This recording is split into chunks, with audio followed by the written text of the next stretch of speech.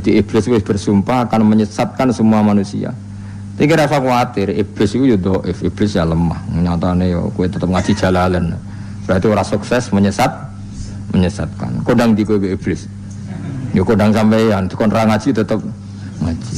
Dikon paham tetep ra paham. Berarti iblis itu enggak keren loh. Betul, saya setiap melihat orang sholat itu menyaksikan kekalahan apa? Iblis. Jadi iblis itu ya kalah orang kok hebat ya ora. Biasa mawon, ora usah sing hebat ya namung pangeran.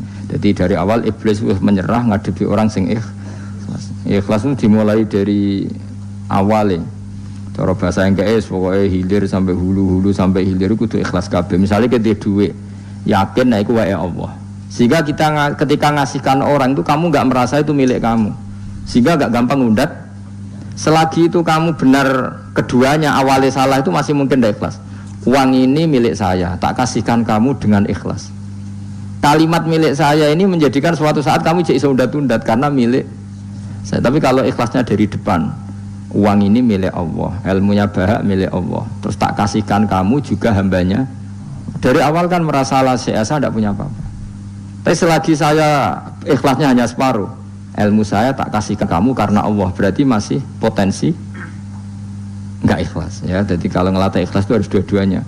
Kamu punya uang milik Allah, punya ilmu milik Allah, punya jabatan milik Allah, kemudian kamu kasihkan sesuai perintah Allah, itu lebih mudah ikhlas karena la haula wala quwata illa billah. Selagi masih separuh saja salah, itu potensi berikutnya juga ikut salah. Misalnya aku ngurmat yatim kok ikhlas, duitku tak kena. Kata duitku itu menjadikan suatu saat. Dulu tak rumat tuh, saiki jebule lali aku. Tapi kalau alhamdulillah saya pernah digerakkan Allah ngurmat yatim dengan milik Allah juga. Sehingga kita sekedar pernah melakukan ketaatan ini senang. Enggak penting berikutnya anak yatim ini nanti peduli kita apa enggak penting. Itu ikhlas ya. Ikhlas itu sesuatu yang semuanya lillahi ta'ala ya. Inna sholati wa nusuki wa mahyaya wa mamati lillahi rabbil alamin. Itu iblis harus menyerah. Kecuali hamba jenengan sing ikhlas. Quran itu memperingatkan orang supaya dari tidak soleh menjadi soleh. Sementara malaikat mesti nawa soleh. Jadi nggak perlu diperingatkan dengan apa? Quran. Tapi niki pendapat Imam Suyuti. Banyak ulama yang mengatakan malaikat pun butuh Quran karena untuk tasrif, untuk satu kehormatan. Kan masyhur itu khilafnya ulama. Apakah malaikat itu termasuk umatnya Kanjeng Nabi Muhammad SAW? Ada ulama yang mengatakan cara pandang Nabi diutus itu untuk mensolehkan yang tidak soleh atau mensolehkan yang potensi tidak soleh. Kan orang itu ada dua, ada yang memang tidak soleh disolehkan, ada yang potensi tidak soleh, sebetulnya sudah soleh tapi potensi juga tidak soleh, terus disolehkan. Nah malaikat ini kan tidak berpotensi maksiat sehingga nggak butuh Nabi. Saya ulang lagi, malaikat itu kan nggak mungkin tidak soleh, selalu soleh, berarti nggak butuh Nabi. Itu cara pikiran Imam Suyuti, sehingga dia mengatakan Quran itu memperingatkan semuanya kecuali malaikat, karena malaikat tanpa diperingatkan sudah soleh. Tapi kata ulama yang lain tidak seperti itu. Malaikat tetap senang sebagai umatnya Rasulullah Shallallahu Alaihi Wasallam karena butuh status tasyrif. Tasyrif itu keren. Nanti takoki kowe melok kelompok isopo, melok kelompok Kanjeng Nabi Muhammad Shallallahu Alaihi Wasallam. Sehingga kalau nanti ditanya Allah, mimman anta misalnya, min ummati habibika Muhammad, itu keren. Karena termasuk umatnya kekasihmu Nabi Muhammad Shallallahu Alaihi Wasallam. Lalu kamu ngikuti apa? Yo min ahsani kitabik, macam ngikuti kitab terbaikmu ya Allah. Sehingga mereka ikut umatnya Nabi bukan karena disolehkan, tapi karena tasrif, satu kehormatan. Itu yang diikuti ulama. Tradisi kita ahli sunnah ngikuti yang pendapat itu, ngikuti bahwa malaikat pun suka dikategorikan umatnya Kanjeng Nabi Muhammad Sallallahu Alaihi Wasallam karena nambahi tasyrif. Nambahi apa? Tasyrif. Masyhur itu Imam Suyuti dalam hal ini kita ngikuti ulama mayoritas, bukan ngikuti yang ini. Masyhur kan Jibril ditanya, kan itu ketika Jibril ketemu Nabi Muhammad ditanya, untungnya apa kamu jadi safir? Safir itu kira-kira terjemahan bebasnya panitia saya. Jibril itu kan ya jauh dari langit turun bumi, dari langit itu kan jauh. Terus kamu untungnya apa? Karena Jibril itu tahu betul peristiwa yang pernah dilakukan Allah. Yaitu kayak apa malaikat yang di langit bisa diusir karena kesalahan tertentu.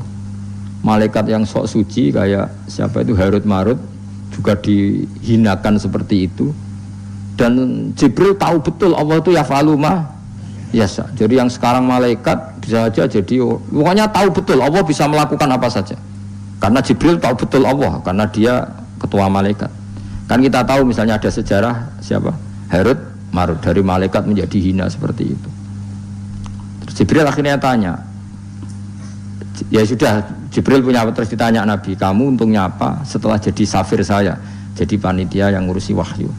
Terus kata malaikat Jibril, saya tidak pernah merasa aman. Apakah saya selalu dalam posisi ini, posisi terhormat, kecuali setelah menjadi safir, menjadi pelayan kamu, ketika aku distatuskan oleh Allah, apa itu? Innahu laqaulu rasulin karim dzi quwwatin inda dil arsy makin muta'in tamma amin. Terus kan baru setelah itu saya merasa aman bahwa posisi saya aman karena Quran itu abadi ila yaumil qiyamah ila mala mi'adalah. Pokoknya Quran itu abadi dan di Quran itu saya distatuskan muta'in tamma amin. Berarti saya merasa aman tidak akan dirubah kestatusan saya malaikat semenjak saya jadi safirmu.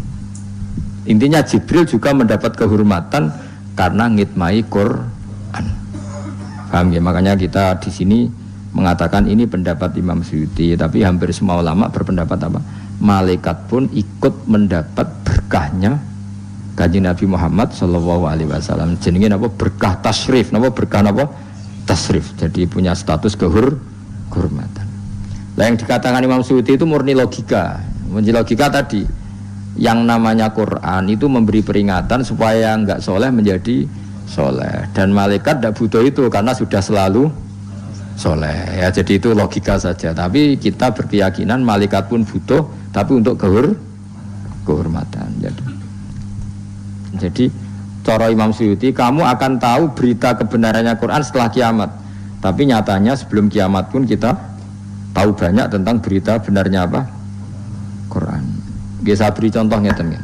Niki ben nambah iman kula jenengan teng Kanjeng Nabi Muhammad sallallahu alaihi wasallam. Nabi itu kan orang yang mukjizatnya jelas Quran. Ya jelas kita sepakat Nabi itu orang yang mukjizatnya itu ngendikan Konstantinopel. Nabi itu orang Mekah. Itu orang Mekah, orang Madinah. Itu ngendikan Turki, itu kan jauh sekali karena Turki itu ikut barat. Tapi Nabi zaman itu ngendikan lataf tahunnal Konstantinia, kamu pasti nanti menaklukkan Konstantinopel. Terus Nabi menyebut pasukannya, menyebut tentaranya. Terus al-amru kama akhbarahu, kemudian kenyataannya Konstantinopel zaman Nabi itu kan hanya menguasai Mekah Madinah. Dereng dugi putih-putih. Tok Syria itu era Umar. Tapi era Pangeran Fatih pun berapa ratus tahun setelah Nabi baru menaklukkan apa? Konstantinopel. Mergo Nabi nate dawuh mulai sekarang sampai kiamat uridot alia umatku dipertontonkan. Jadi Nabi sempat delok kalau cara Jawa TV lah. Jadi menawa Nabi ya pirsa ngaji jalalan paham ora paham ya. Ini termasuk daftar yang diperlihatkan kepada Nabi. Jadi ini akhir zaman ono wong ngaji nggo 3 perangkat kitab, pulpen, rekaman. Jadi apa kitab, pulpen, rekaman. Harusnya kamu lebih alim dibanding ulama dulu karena mereka salah satu kelas apa? Rekaman itu. Itu perso. Yang paling unik dari semua peristiwa itu nggih, sekuaruan nggih peristiwane Suraka. Suraka niku sahabat rapati ganteng ndik. Nabi sering nak ngejok Suraka. Suraka suatu saat kamu pakai apa mahkotanya Raja Kaisar. Raja Kisra, Raja Persia yang Romawi lah, Romawi itu Kaisar apa? Kaisar. Singkat cerita Ka'ab itu seorang ahli kitab penginjil. Dia itu ada zaman Nabi, namanya Ka'bul Ahbar, itu ada zaman Nabi. Makanya di Diba sering ada Al-Hadis Susani An Yasar bin Atok An Ka'bil Ahbar. Nabi lahirnya di Mekah sudah benar, hijrah ke Madinah sudah benar. Tapi Ka'ab itu masih nggak mau iman karena dia baca di Taurat itu ada kata-kata wasultanu bisam. Pusat pemerintahannya itu, jadi pusat pemerintahan Islam itu di Sam. Karena Nabi wafat itu sebelum ada pusat pemerintahan di Sam. Sam itu ya Syria, Lebanon, Israel. Bareng era Sayyidina Umar, Sam itu ditaklukkan Umar. Terus akhirnya sebagian pemerintahan itu pusatnya di Sam, terutama era Muawiyah. Terus Nabi itu gojlok, kalau ketemu Suraka gojlok. Suatu saat kamu itu pakai bahasa Arabnya itu pakai mahkotanya Raja Romawi. Singkat cerita dia ikut perang. Nabi pun wafat. Ikut perang, lalah rojone keplayu. Mahkotanya ceblok. Lalah sing nemu iku tinggu. Ya ora pantes wong ndek misalnya. Digojlok wis sahabat-sahabat. Setelah dipakai didelok sahabat digojlok mergo elek ora pas. Terus dikonyoplok mbek Umar. Itu harus kamu copot dan nanti mau diletakkan dikasihkan ke Baitul Mal. Nanti uangnya dibagi. Masyhur terus Suraka protes, bukankah Rasulullah ngendikan di depan umum bahwa yang pakai ini saya. Jawab Umar, innama qala laka Rasulullah litalbisaha wa lam yakul litamlikaha. Nabi hanya ngendikan kamu nanti yang pakai. Nabi tidak ngendikan kamu yang punya. Terus dicoplok. Lu bisa kamu bayangkan kejadian itu puluhan tahun setelah Nabi wafat, tapi Nabi ngendikan itu detail. Yang mengalahkan itu Umar. Nanti yang pakai mahkotanya itu. Coba misalnya saya ngomong kue, Jibril Suraka mati sedurunge peristiwa itu. Kacau kan? Atau Umar meninggal sebelum penaklukan ini. Nabi itu ngendikan itu detail. Jadi Nabi ya persona, kue sebenarnya ngaji Jalalain terus paham rapaham guyu persona itu. Nah, begitu juga penelitian keilmuan sekarang itu banyak yang mengarah mendukung makna-makna Quran. Meskipun kita tidak tahu detailnya, misalnya dulu ya, misalnya antara laut, air tawar dan air asin, bainahuma barzakhul la yabghiyan. Terus kemudian orang bilang barzah itu membran atau apa sajalah. Yang jelas itu ada pemisah, namanya apa? Barzah, antara laut asin dan laut apa? Tawar. Begitu juga misalnya awalam yaro annas samawati wal ardo kanata ratqan fafataq nahuma wa ja'alna minal ma'i kullasyai'in. Jadi dulu bumi itu ya satu pulau, kemudian pisah-pisah, kemudian terus ya sudah ada yang jadi laut tadi terus. Itu teori keilmuan itu sama, bahwa dulu misalnya Jawa sama Sumatera itu satu bumi, satu pulau, kemudian dipisah. Pertama roton itu gantet, fafatak, nahuma, kemudian tak bisa. Nah, iya, makanya Allah sudah ngendikan wala ta'lamunna naba'ahu ba'dakhin. Kamu akan tahu cerita kebenaran Quran ini, tunggu saja setelah ini. Nah kemudian hanya ulama yang mengatakan yaumal kiamat, tapi itu lagi-lagi itu tidak Quran. Quran hanya ngendikan ba'dakhin. Yang yaumal kiamat itu ngendikane ulama. Makanya kita harus paling gampang tuh hadis. Wis jelas tuh hadis. Pokoknya hadis tentang sosial. Suatu saat akan datang zaman qalilin ulama'uhu tapi kasirin. Wah, itu ora trimo bener banget ya. Yang ulamanya sedikit, tukang khutbah, tukang pidato maksudnya. Wah, ora trimo bener banget.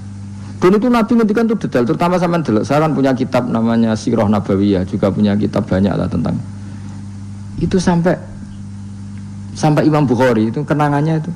Imam Bukhari yang meriwayatkan hadis waktu saat kamu membuka Konstantinopel itu masih Kristen.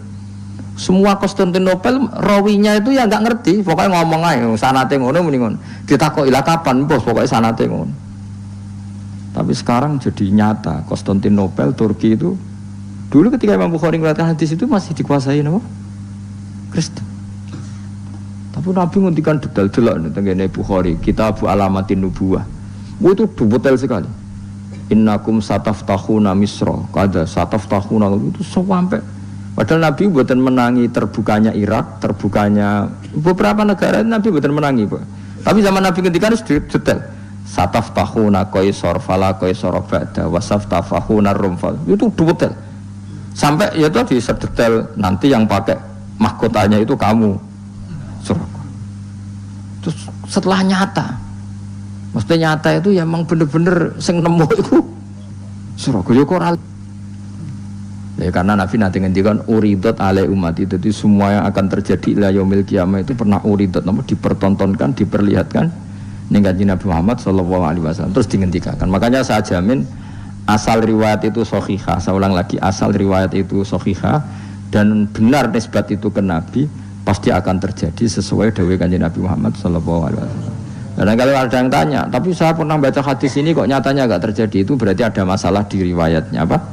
Ada masalah di riwayatnya. Tapi kalau asal hadis itu sahih, saya ulang lagi apa? Itu pasti akan kejadiannya seperti